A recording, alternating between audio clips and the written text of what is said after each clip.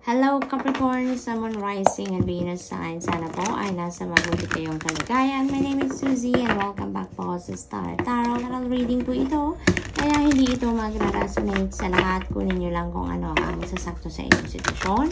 And maraming salamat po sa inyong walang sawang pagsuporta sa ating channel. I truly appreciate it.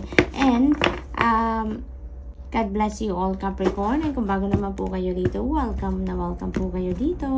Thank you. Capricorn, wow, napakaganda naman po unang mensahe ninyo. We have the will. Ayan, Capricorn. At there is going to be mga surprises dito na mangyayari sa buhay ninyo. At ang mga surpresang ito ay mga surpresang napakagaganda talaga. No? Kasi, ang swerte ninyo sa ngayon. Good luck and good fortune are on your side sa ngayon, Capricorn. Kaya, yung mga surpresang ito, maghahati dito sa inyo ng mga napakaganda at positibong pagbabago sa buhay ninyo, no? Mga bagay, pangyayari na hindi ninyo sukat akalain ay maaring mangyari sa ngayon, maaring dumating sa inyo ngayon, and that is going to bring you talaga positive change sa kung anumang area ng buhay ninyo. Maraming magbabago dito, maraming sorpresa, no, ang parating. And this is divine, intervening in your circumstances para maging maayos ang lahat. Kumbaga, kung nasa ilalim kayo ngayon ng will, no, iikot ang will para idalhin ka sa taas. Ganon, para maging maayos ang lahat, para maging para masolusyonan ang mga problema, mahanapan ng kasagutan, no, ang mga pinoproblema ninyo, Capricorn. Ganon ang mga sitwasyon sa ngayon, no? Everything is going to fall into its right place. Ika nga, nang sa gayon ay makapag-move forward kayo sa buhay ng masaya, maayos, maganda ang path, no, na lalakaran ninyo sa ngayon. So, this is really a beautiful energy kasi napakaswerte ninyo sa ngayon, no? Maliwanag, maganda ang mga pangyayari ngayon sa buhay ninyo. Yun nga lang, no? Hindi ninyo alam kung anong mangyayari, hindi ninyo alam kung kailan dadating, but this is definitely a surprise para sa inyo. We have the star. Wow, wow, wow, wow. So this is wish fulfillment energy, Capricorn. May mga wishes kayo na maaring mag-come to fruition ngayon. May mga wishes na maaring manifest sa buhay ninyo sa ngayon. And this is also about new blessings, no? New blessings, new hope, new path na magbubukas para sa inyo. So, talagang nagtutulungan sila.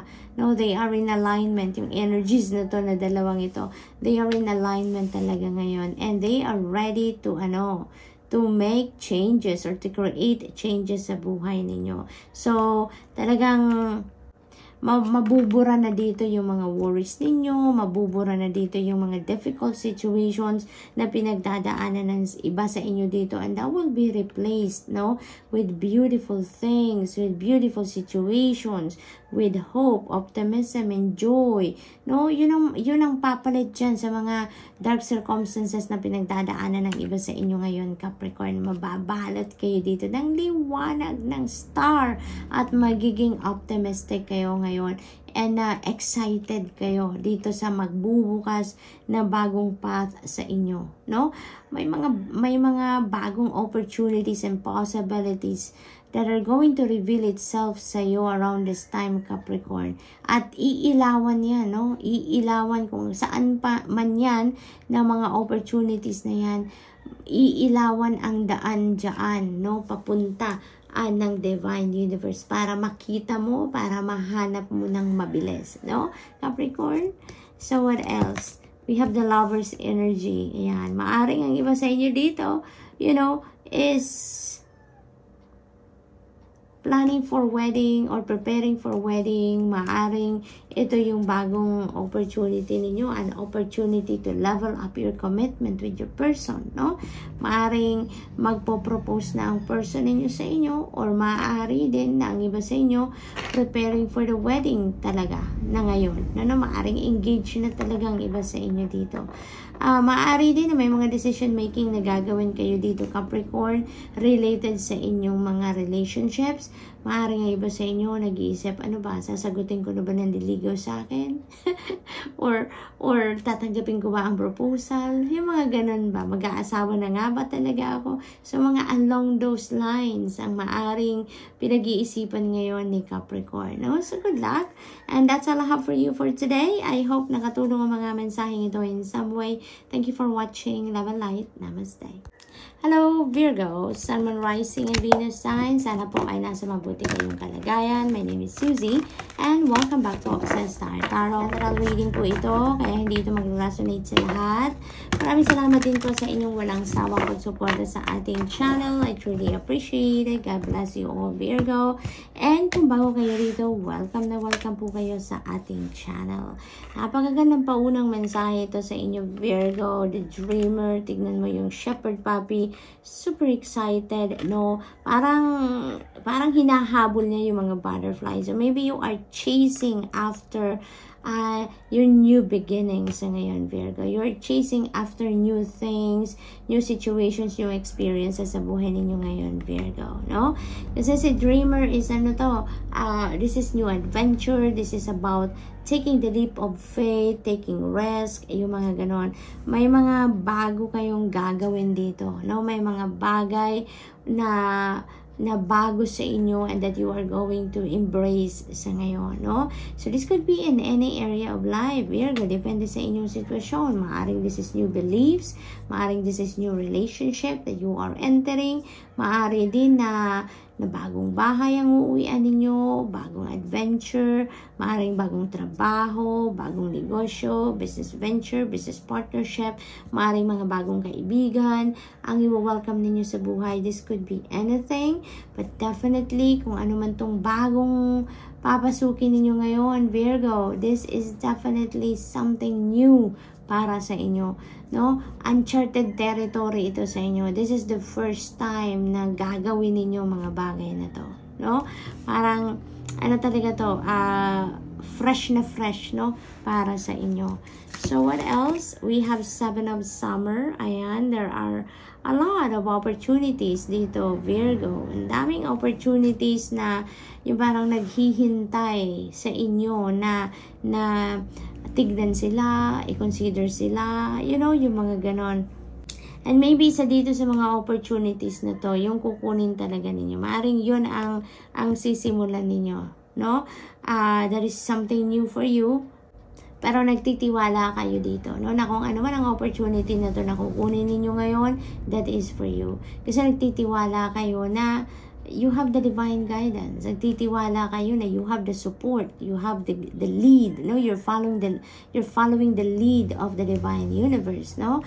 Kaya nagtitiwala kayo na kahit totally new ito para sa inyo, you've never done this before, no? Or you've never been to this place, kung lugar man yan, you know, pero buo ang inyong loob na ito ang para sa iyo. Buo ang inyong loob na kakayanin mo kung ano man ang kailangan mong gawin sa opportunity na yan, no? So what else for Virgo? We have Two of Spring, yeah, and you are going to make a decision dito, Virgo.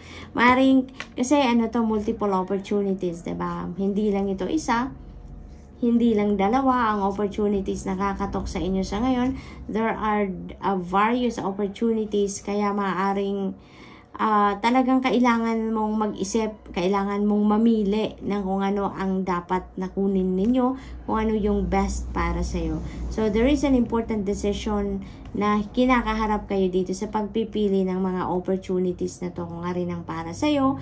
Kaya, you know what, Virgo, dahil medyo siguro mahihirapan kayo dito kung alin ang gagawin ninyo, kung anong kukunin ninyo, check in with your intuition. Yun ang malaking makakatulong sa inyo, no? Check in with your intuition, because your intuition will whisper to you kung ano yung best na opportunity na kukunin ninyo. And also, maaaring hihingi kayo talaga ng tulong dito sa ibang tao, you know, para siguro matulungan kang mag-isip, magdesisyon, or matulungan kang mag-research or magtanong-tanong, no, regarding that opportunity. So maaring may mga ganun din ganap, no.